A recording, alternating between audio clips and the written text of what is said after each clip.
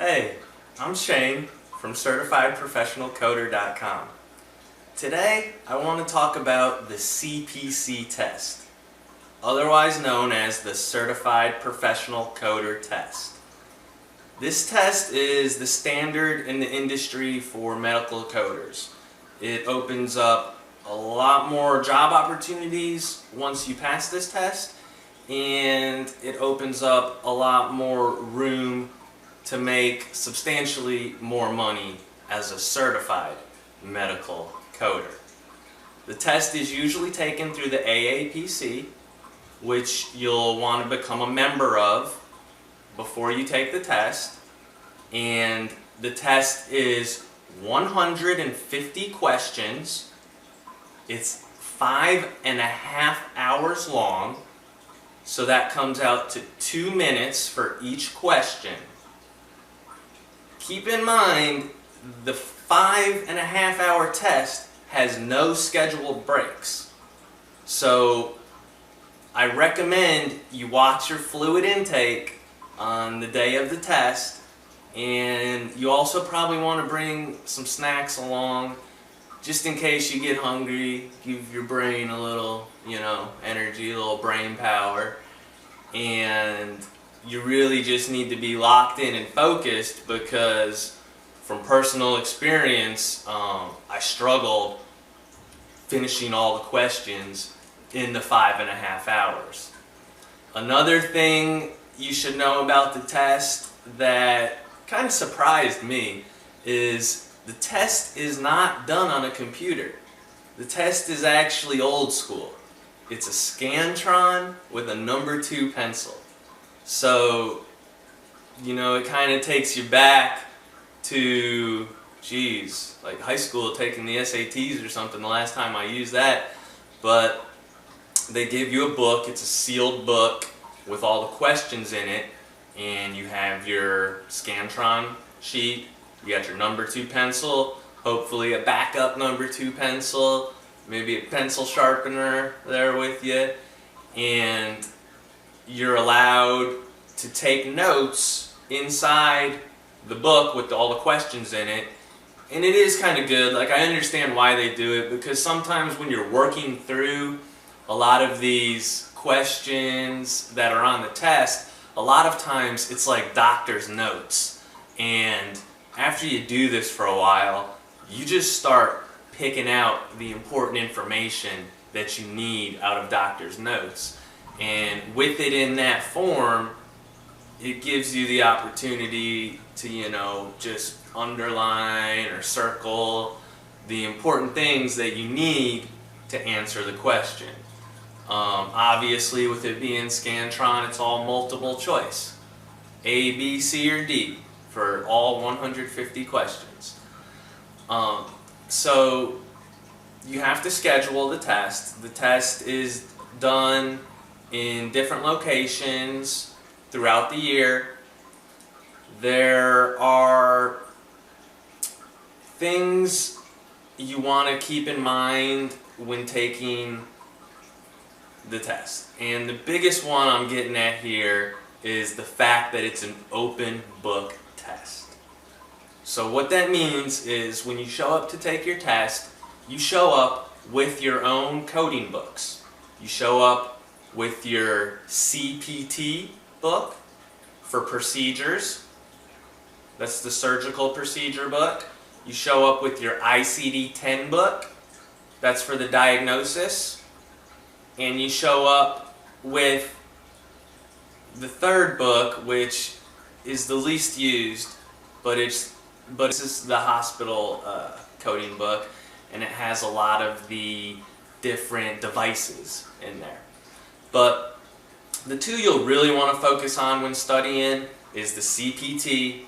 Number 1 is the CPT, the procedurals, and number 2 would be the diagnosis, followed by the hospital stuff. And the fact that it's open book is something that you really need to take advantage of. I took the test the first time and I completely ignored the fact that we could be open book. And so I didn't write anything in my book. And I really regretted it.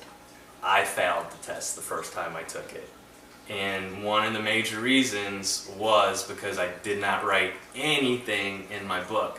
And there's so many opportunities to write valuable stuff in the book that not only helps you find the right answer, but for speed purposes.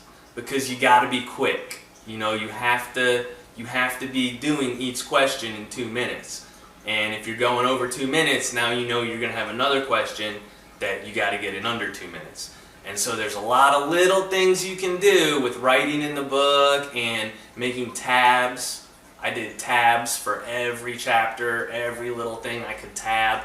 I made a tab for easy access, and the second time it was a breeze.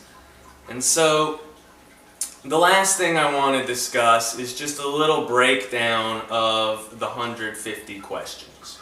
So if you look in the text below here, I have a specific breakdown of all 150 questions.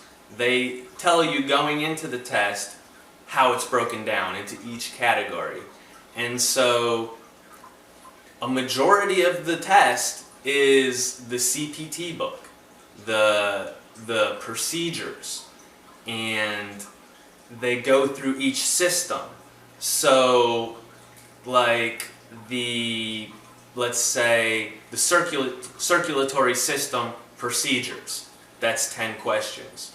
Then you could have like the lymph node, the lymphatic system, that has 10 questions in the procedural part.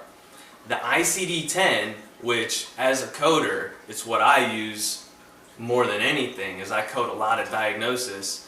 And as a coder in your early days with your CPC certification, you'll probably be doing a lot of ICD-10 diagnosis stuff too. But keep in mind, ICD-10 diagnosis type questions are only 10 questions out of the whole 150. So it is really important to know, but in perspective of what the test is made out of, it's a small percentage. Another section is for anatomy, medical terminology. There's one that's a small section that's like regulations and guidelines, and this is like one of the biggest things I can stress to people taking the test, is you got to know your guidelines. And that's what I teach to my students, is I really make sure they know their guidelines. Because in taking the test, what I found out is they're trying to make sure you know your guidelines. And so I don't want to call them trick questions, but they have a lot of questions where you'll see it and you say, oh, I know how this goes. You know, I know how we do these type of questions. Oh, but wait, this is in Chapter 16. And in the Chapter 16 guidelines, there's an exception. And you don't do it like that. You do it this other way that's slightly different, that'll give you a different answer. And there's a lot of that on the test. And so knowing your guidelines is really important. But let me stop on that rant right now and get back to a couple other things I got to hit on about the test. The other thing about the test is pass-fail. And to pass the test, you have to get a 70 or above, which means you have to get 105 out of the 150 questions correct. Okay? So keep that in mind going in, that you know, you do have a little bit of leeway as far as the questions, and where I'm going with this really is sometimes you'll come across a question that's really long and really hard. And there's other ones that are just like a breeze and they're really easy. And so what I recommend doing is skipping those long questions and coming back to those at the end and making sure you knock out every easy question first to give yourself the best chance of getting a passing score. We'll have other videos in the future on more strategies to passing the test and getting a successful score. But today I just kind of wanted to give you a little introduction to the CPC test and kind of give you an idea of what to expect. So keep your dreams going, stay focused, and go after your goals. This is Shane from Certified Professional Coder. Have a good one.